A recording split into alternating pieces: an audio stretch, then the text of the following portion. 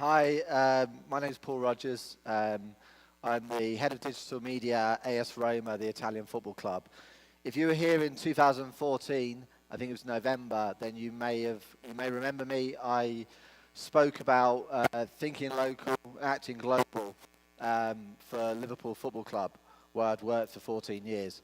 Well, about a year ago, 13 months, I left Liverpool and went to work for an Italian team. And it's been a very interesting year, a very different challenge to what I experienced in the Premier League.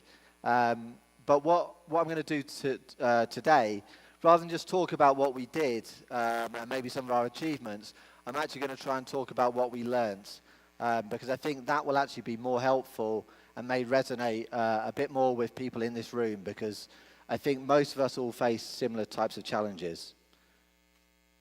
So a year ago, last January, when I arrived at Roma, Roma were a football club who were doing some quite cool stuff.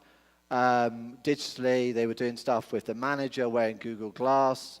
They were doing Google Hangouts, but there were a lot of stunts. It was like one-offs, and when you went back to what they were doing, or, on a day-to-day basis, I think it was particularly lacking. I think on the screen you can see we had a very old website, which was very outdated, not user-friendly at all. We didn't have much fan engagement. There was a very corporate tone to the type of content we did. And it was a very scattergun approach to social media, just like basically throw everything out onto every single platform. Now, there was a big desire, to change that and change how we sort of operated. And that was really driven by the owner, Jim Pallotta.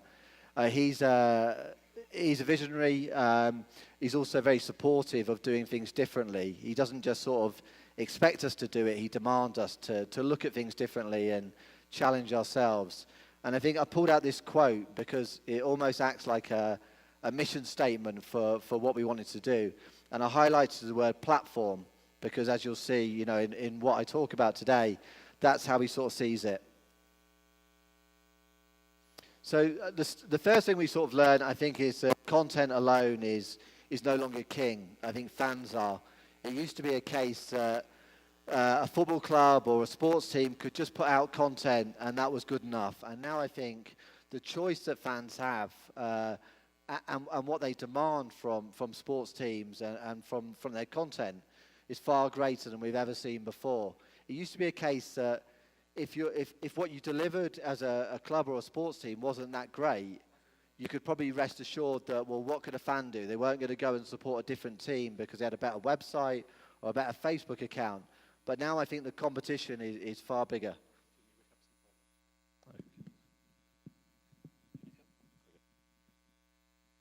Can you hear me?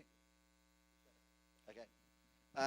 So I think the difference is that we used to think that, well, what will a fan do? They can't just go off to another team, a rival team, because they have a better website. But I think the choice now that fans have is far greater. That may come from other fans who've set up their own accounts or their own websites or podcasts. It might come from the general sports media. It might come from the news media. So I think clubs can't be arrogant enough to think that if they don't deliver a perfect service or a brilliant service, that fans will stay with them. And also when fans look at what football clubs do or what soccer teams or any other sports organisations, they don't just compare them against other sports teams. They now look at, okay, you've got a video platform, well, let's compare it to Netflix, or you've got an e-commerce store, so let's compare it to Amazon. People take their experience from across the web and expect that elsewhere. So when we came to looking at, okay, we're going to build out a new platform, then we put fans front and centre of what we did. We actually went on to Reddit, which I think is one of the places where brands, have a very difficult time and most shy away from going anywhere near Reddit because they can be killed very quickly. I think we went there because it was the most challenging place to go. I think it was the most authentic place to go. And we were very honest and open about what we were looking to do. So we basically said, listen, we're going to try and build out a new platform for Roma.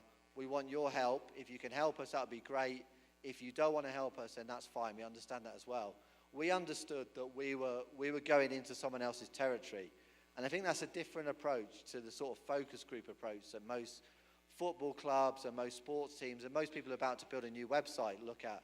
They get people into their domain in a focus group, And then I think people behave very differently. On Reddit, there was no filter. So, and we asked fans, even other sports, other teams' fans got involved. We asked them about the navigation. We asked them about the content that they would like. We asked them about design elements. So we took all of this, and I think we basically crowdsourced our new platform. So, we still brought ideas to the table, but we tried to adapt to what people were actually asking. In terms of, the most important thing for us was invest in our own platform. I think lots and lots of sports teams, and it amazes me, football teams in particular, throw everything onto social media and almost neglect the one platform that they own, which is their own. That's the only platform that they can really control 100%. Social media is fantastic. We all use it. It's a great way of engaging with our fans.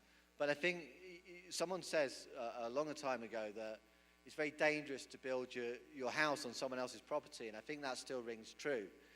As much as we embrace social media, I think that we shouldn't lose sight of our own platforms and making sure that we're running them in the best way possible, because things can change very fast on social media. I remember when Facebook first came out, and it was a case of, okay, you need Facebook fans, so drive all your fans to Facebook to get the numbers up. And then Facebook was saying, well, you need to give us, advertise on your platforms to get people over there to go onto Facebook. And then when they were on Facebook and we drove millions of fans onto that platform, then Facebook said, well, you need to then give us the best content, because the fans want the best content and your rivals are giving them the best content. So then we put the best content on there. And then they say, we've changed the algorithm, and now you can't reach the fans that you drove here. And now if you want to reach those fans, then now you might have to pay. Otherwise, you're only reaching a very small percentage. So that's not to put a downer on social media, but that's just to be aware that you need to look after your own platform as well. In terms of prioritizing platforms, unless you're, I don't know, the New York Times or your Coca-Cola, then maybe you have to look at prioritizing, because you haven't got all the resources. We'd all like to be on every platform every day doing lots of great things. But in some cases, and I'll speak honestly for Roma, we just simply haven't got the resources to deliver a brilliant service on every single platform. So we have to prioritize. In 2005, I was at the Champions League covering the game for Liverpool Football Club. And we didn't really need to prioritize them. We had a website and we had SMS messages. There was no Twitter, there was no Facebook, there was no YouTube, there was no Vine, there was no Periscope. But now it's different. So when we look at it, we have to look at things like, okay, do we want to deliver an okay service or an average service, or in some cases a poor service, on many different platforms? Or do we want to deliver a brilliant service on slightly less? So that's what we've done. We've had to prioritize. And for now, I think we've focused on the main 5, I think, which would be, for us at least, would be Facebook, Instagram, Twitter, Snapchat, and YouTube. And Instagram is actually our fastest growing platform at Roma. Another thing that I think we've learned over the last year or so is you don't have to be first.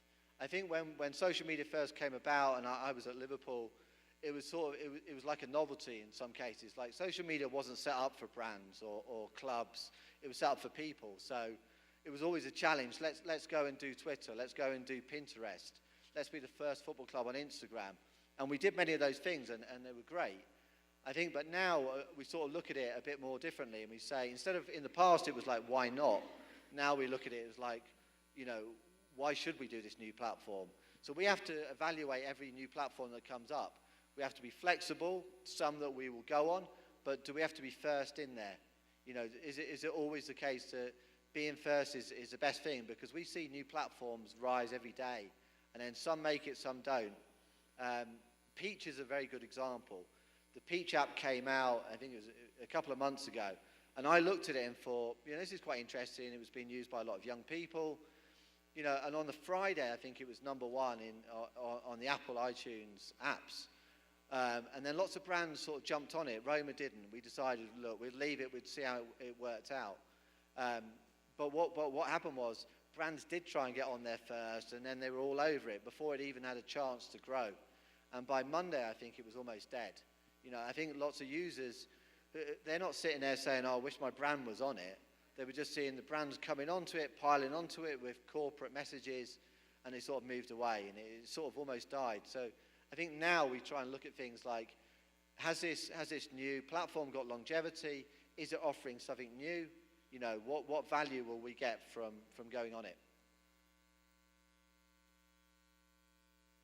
I think this is probably the key point of our learning.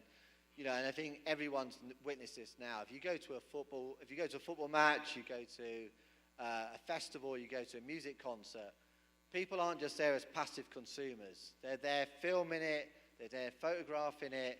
They're almost like creating their own content. Everyone's a publisher now. It's not good enough just to go and experience an event.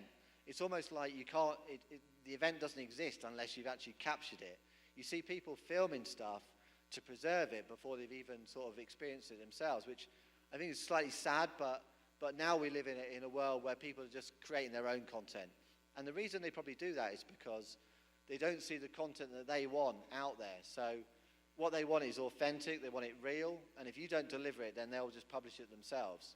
So we looked at it and said, okay, well, how do we involve our fans more? You know, lots of people say that they're interested in UGC, but I think we wanted to try and put it front and center. So we've involved fans, and we haven't just put them like, here's a UGC center or area of our website tucked away. We've actually made it an integral part of what we do.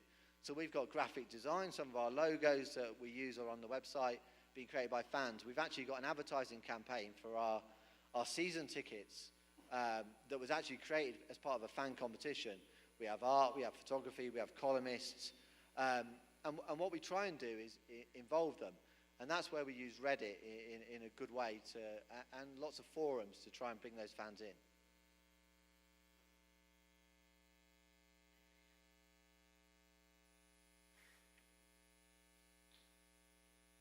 Does it sound?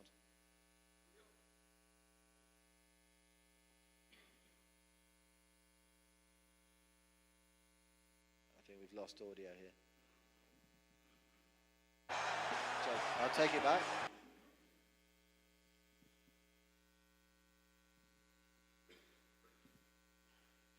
Just before I play this video, what we did here was we've created a video network with a company called Maker Studio, because we've seen some fantastic results from user-generated videos, and the quality, you know, is great. And we're actually seeing videos that are being created by fans and users, particularly around gaming, that are drawing about 500,000 views per video. So let me just show you this video about this network we've set up.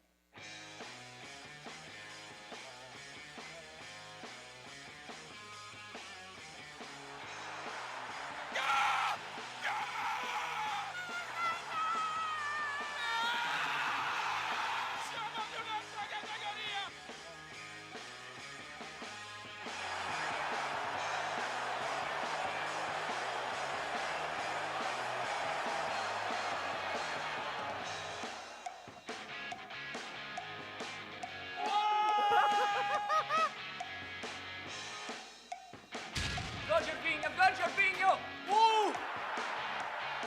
Totti se ne va con una skill, Francesco Totti! Prima autogol! Sì! Profondità! Yes! Vedi quanto sto emozionato! Davanti di me ci sono il posto caro destro, andiamo qui con la crossbar challenge!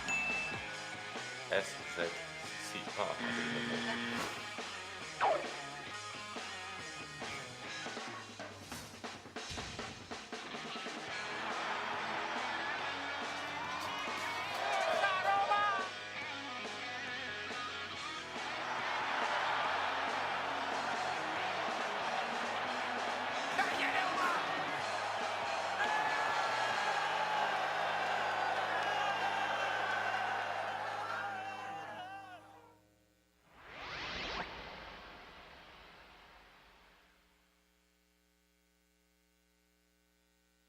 Now, one thing I'd say, probably of all the things I probably talk about today, if you take one thing away, it might be this. You know, don't copy the competition. You know, they could be wrong. I think it's very easy to read about experts, and they all tell us, and people who stand up on stage, like what I'm doing actually now, and telling you what you should do and what you shouldn't do. I think no one, myself included, knows your audience better than you. no one knows what works for the people you're trying to reach better than yourselves. You know, and why copy what someone else is doing anyway? You know, we always hear like, okay, people are too lazy to read, so snackable content. But then we've put out some of the longest articles I've seen on football club websites since we've launched our new platform, and they perform better than anything else. You know, which just proves that, you know, what people say works for one platform might not work for another. You know, video is the only thing that matters now. That's what we're constantly told. And while video is fantastic, it's brilliant, we're investing a lot of time, effort and resource into video, it's not for everyone, depending on what time of the day it is, depending on who wants to consume that content, or even what that piece of content is.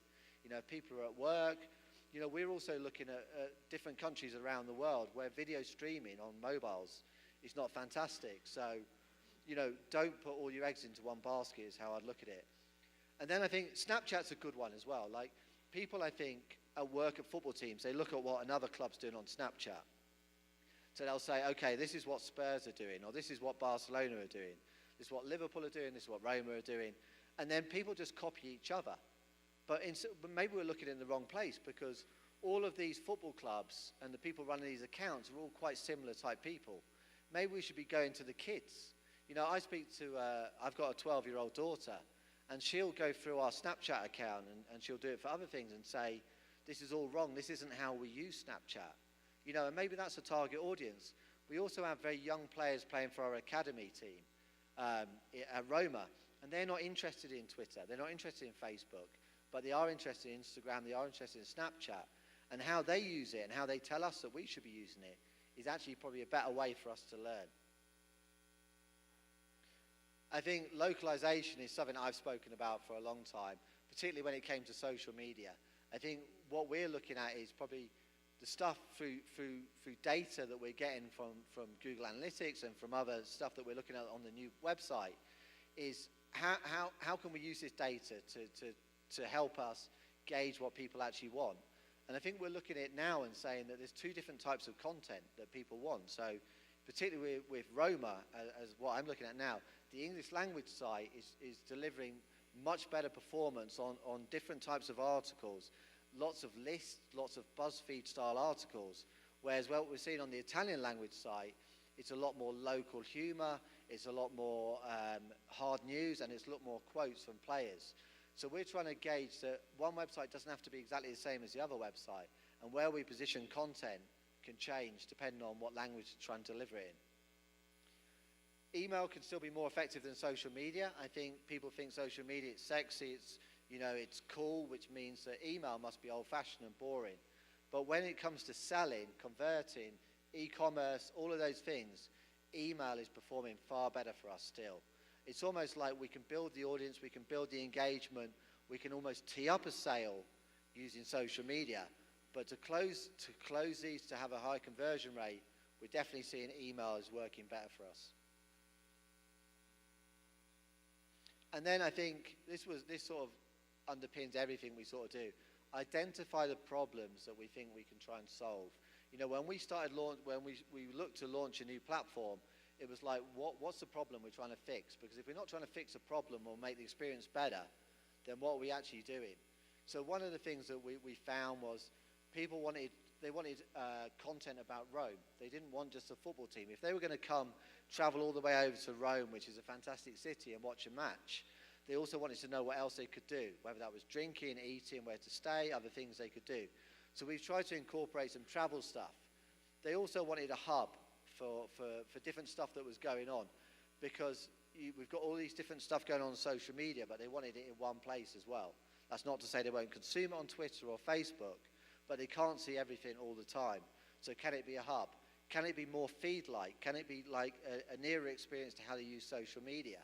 And that's something we try to adopt with almost like an approach that people either come via the homepage, or they'll come via maybe a link from social media. They're not really navigating a site like we used to see. And then finally, we've had some great success over the last year, but we haven't found a magic formula. And I think there's no substitute for hard work. That's what we found. It is hard work, and the people who put in the hardest work, I think, and really put the effort in, they give up your nights, they give up your weekends, I think they're the ones who prosper. So unfortunately, we don't have a magic formula, but working hard is actually showing some good results. And that's it. Thank you very much.